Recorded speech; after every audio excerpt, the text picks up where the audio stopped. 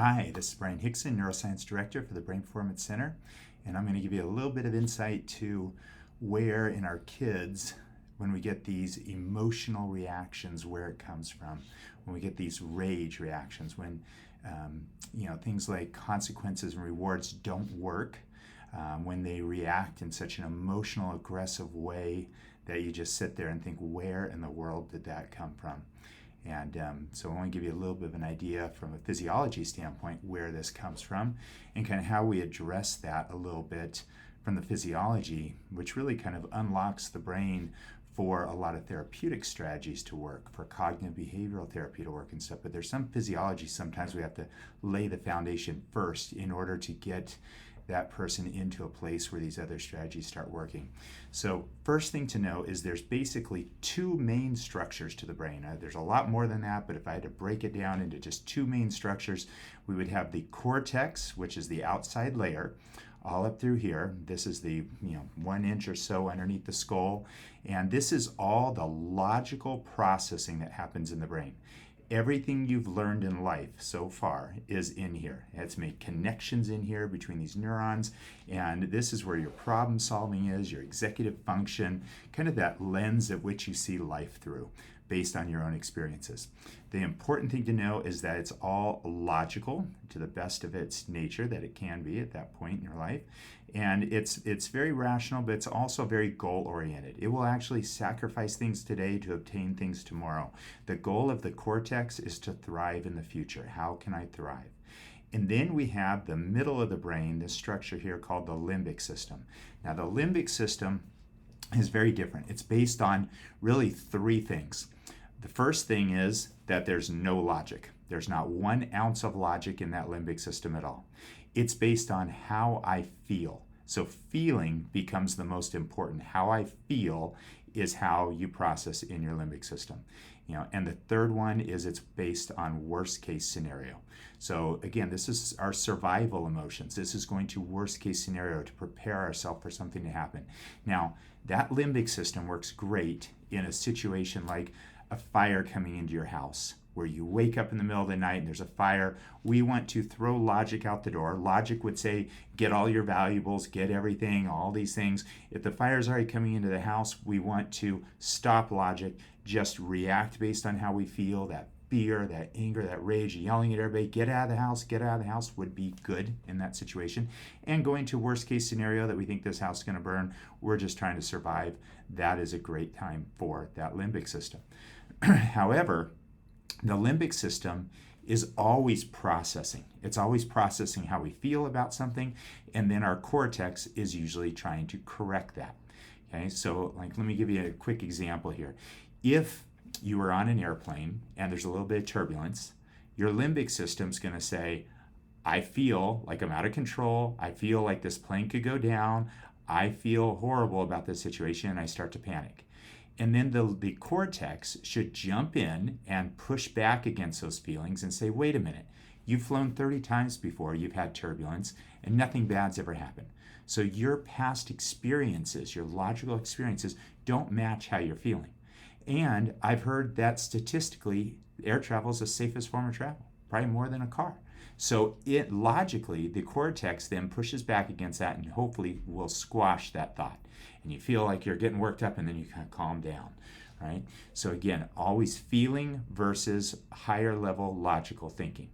If I was driving a car down the road and someone comes and cuts me off really bad, my limbic system's the voice in my head that says, ram your car into that idiot, they deserve it. Okay, and again, to my limbic system, how I feel, it feels like justice. It feels like fair. They did it to me, I should do it to them. It feels fine. But then the cortex should push back and say, no, no, no, there's consequences to that. You cannot do that.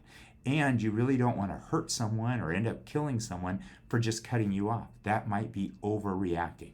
So it pushes back on here. Okay, so another scenario that happens with our kids a lot, with certain kids that have overactive limbic systems, or if the cortex is not strong enough to push back on the limbic system. Either way, we can see those type of things in what we call an EEG brain map, when we actually look at the brain and we look at the physiology, how those neurons are firing away, how strong those connections are in it versus how strong the connections in the limbic system are.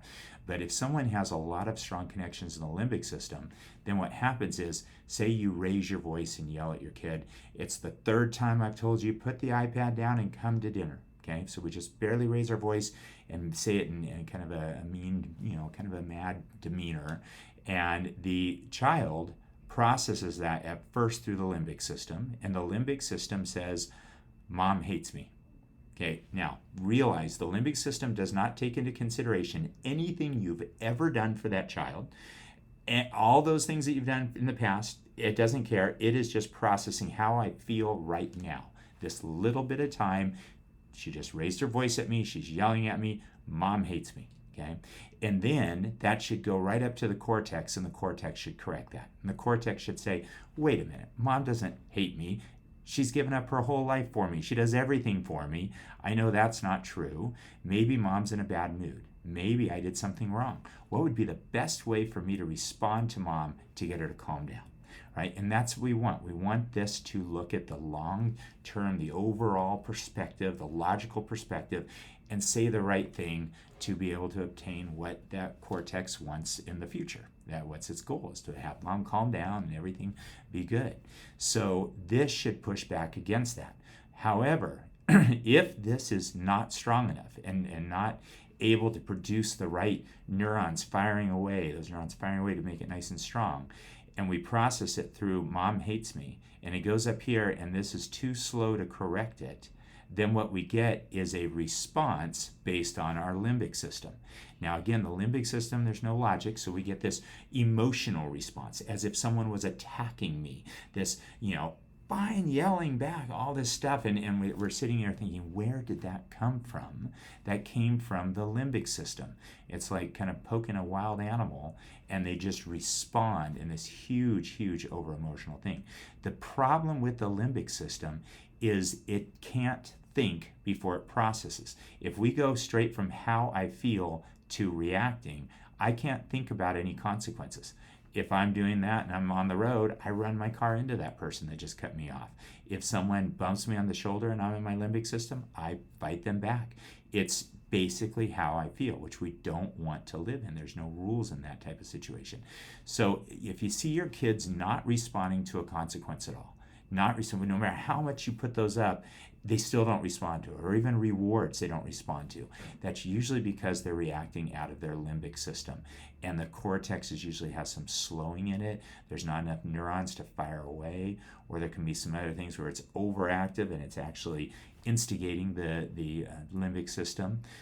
It's in a fear response already, anxiety type response, but there's so many things with physiology that with neurofeedback, with addressing sometimes the cellular side through nutrition, there's a number of different things we can do to get this nice and strong. Now, when it gets it nice and strong, it doesn't make your kids have perfect behavior.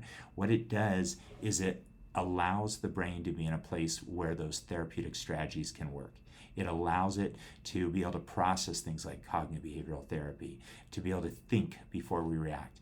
What we want to do is give someone a millisecond or more up in the cortex to think before they respond. So they feel a certain way, this corrects it, and then they respond.